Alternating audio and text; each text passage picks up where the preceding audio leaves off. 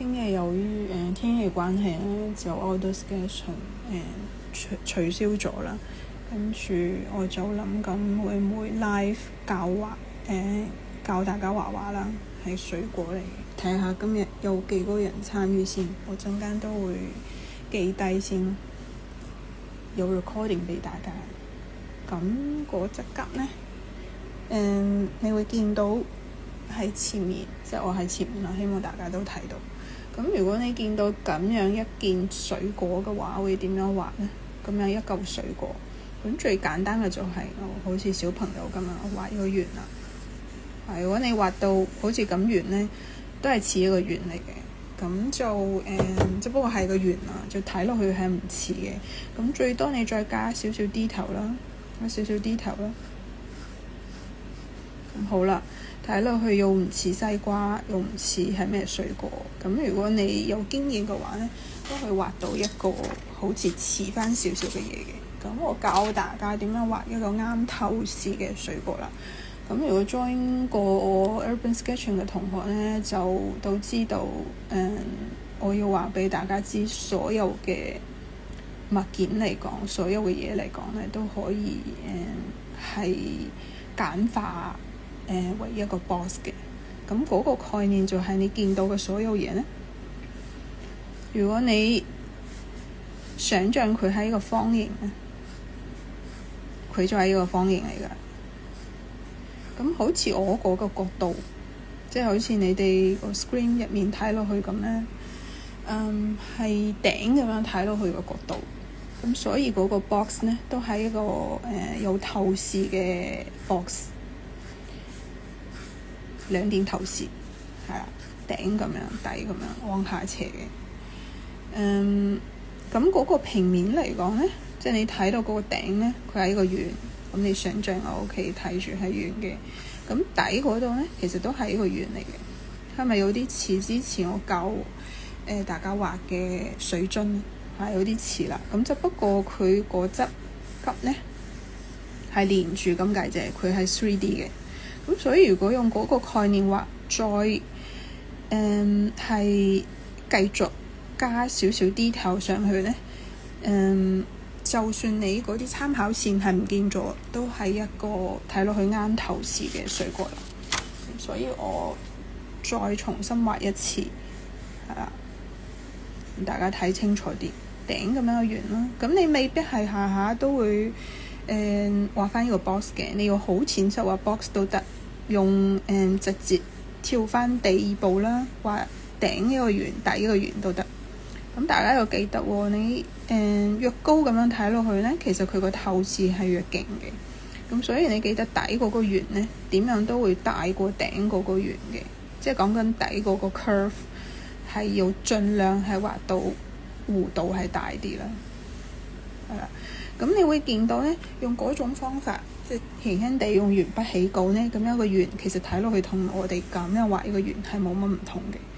咁點解佢畫到後尾會令到大家即係令到另外一個人睇落去佢嘅透視係會勁啲呢？就係因為佢再下一步加嘅 detail 啦。嗱，你見到我suppose 佢頂咁樣一個圓喺呢個位噶嘛？咁所以呢，我中間甩落去嗰個位呢，我好自然就畫喺中間啦。係啦，因為我有個概念嘛，頂我係咁樣對住咁樣睇落去嘅，咁所以佢係一個冇咁 curve， 即係唔似側邊咁樣 curve 嘅一個頂面嚟嘅。咁如果當你冇個概念呢，你有可能個甩個位呢會喺呢度，即係高翻少少啦。咁呢高翻少少嘅話呢，你個透視就係唔啱噶啦。係，因為我睇唔到個 screen 啊，好似有幾個朋友都上咗嚟。咁我哋大家可以一齊畫啦。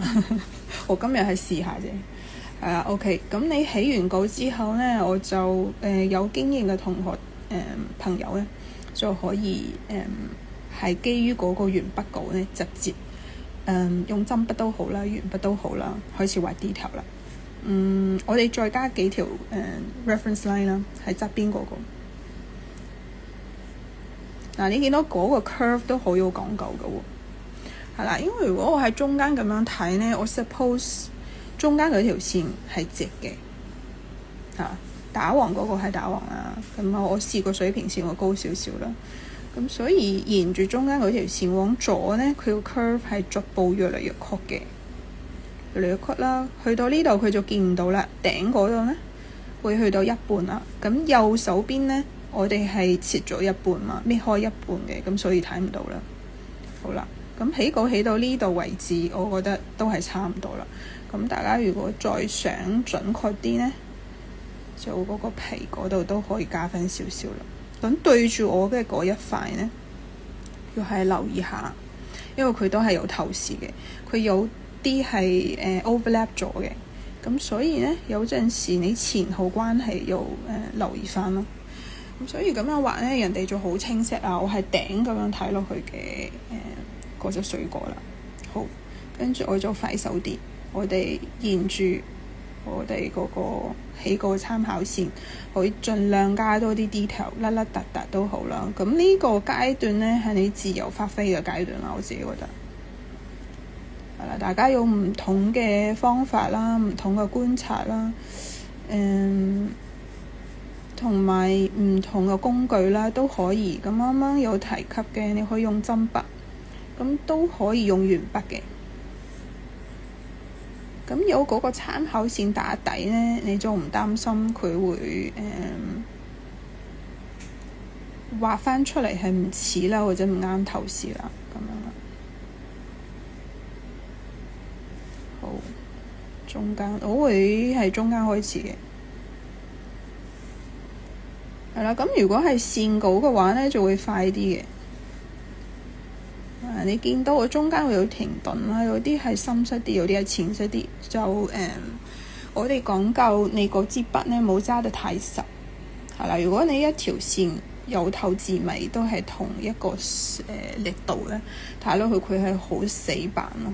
係咁我今日就用線條嗰種畫法啦，掃描會多啲時間嘅。咁當然你所謂嘅線條寫生，我覺得都唔一定係順線條嘅。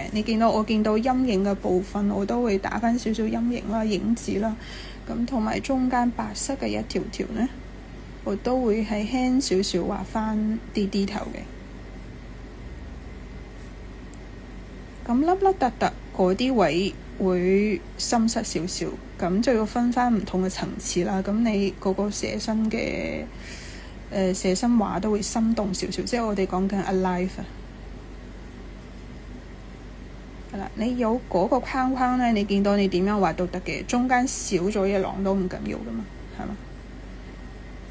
係啦，好啦，你見到呢條線呢，就係我哋啱啱畫嘅嗰個結構線，我自己話係透視嘅嗰條線嘛，頂面嚟嘅。咁呢條線仲有個好處就係我光係咁樣過嚟噶嘛。咁當我如果想加少少影子呢，你會見到好明確嘅畫，見唔見到嗰個水果？係呢條線嗰度，即係嗰條線嗰度啱啱好係嗰條明暗交界線，即係講緊我光呢頂咁樣照落去，咁我係頂面嗰度係光噶嘛，側邊嗰個係深色嘅。咁所以呢，如果我想加翻少少陰影呢，影子呢，就係有呢種方法，喺呢個位我哋講緊喺明暗嘅交界位啦，唔係順線條嘅，即係佢其實唔係一條線啦，係一個交界嘅位置，即係因為佢係慢慢轉翻落去噶嘛。咁所以喺呢個位呢，其實你用嗰個手都好，用線條都好，令到佢係深側翻少少呢，會令到你成幅畫成個水果立體感又會強啲啦，係咪咁樣？你未必係要好深色，用排線嘅方法畫晒所有嘢嘅。嗱，呢個係我嘅方法啦，即係你喺寫生中間都可以練翻少少掃描嘅概念啊。嗱，呢個都係，咁佢係搣咗一半啦，不過佢個概念係一樣嘅。你見到我呢度都係可以深色翻少少，係嘛？咁如果今次我唔係用鉛筆，係用木顏色筆，咁就再會似啲啦，即係你變化會再多啲咯。不過我建議大家係冇掌握到佢明同暗嘅交界位置，即係點樣處理之前呢，係盡量冇用木顏色筆，因為如果你用岩色筆咧，佢要加多一個色彩嘅層次咯。咁我哋講緊色彩又有明暗啦，又有明度啦，係啦，又有飽和度啦，就再複雜啲咯，係啦。咁你盡量係嗰個階段咧，你都可以做少少 detail。但係你見到咁樣啦，我係頂嗰度都係有啲甩甩突突嘅陰影啦。因為佢明嘅即係光面嗰度都會有少少嘅有甩突，佢就一定有明暗啦，係啦。咁不過成個嗰個嘢頂面咧都係光嚟嘅，係咪光過側邊嗰個面咯？咁所以可以分翻開。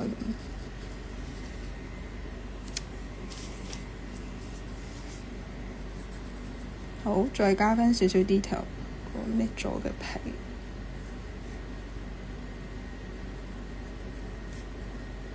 我今次用翻一支2B 嘅筆啦，佢深色，相對深色啲嘅，咁就都會喺 screen 嗰度，希望佢都係睇到啦。因為有陣時你用 HB 或者有啲牌子嘅2B咧，佢係好淺色咯，係啦。嗱，你見到中間嗰個陰影位置咧，就可以深色少少啦。咁呢啲位咧，都係令到你成個嘢立體感再強啲嘅一個好有用嘅方法。即係呢度深色啦，咁相對呢度係淺色啦，佢係咪就搭翻出嚟啦？咁嗰個係咁樣圓過去嘅喎，咁所以喺呢個位咧，我會再加深色少少嘅。咁側邊嗰個係轉翻落去一個反光，係啦，反光位。嗱，呢個係明暗交界位，係嘛？其實佢有3個層次嘅，就令到佢成個圓係咁樣轉翻落去啦，咁樣圓過去咯。佢側邊嗰一邊都係一樣嘅。咁我呢度會再加深色少少嘅，點解呢？因為佢個橙色係深色過左邊嗰隻橙色噶嘛。好，加少少陰影嘅，用唔算話係純粹嘅掃描咯。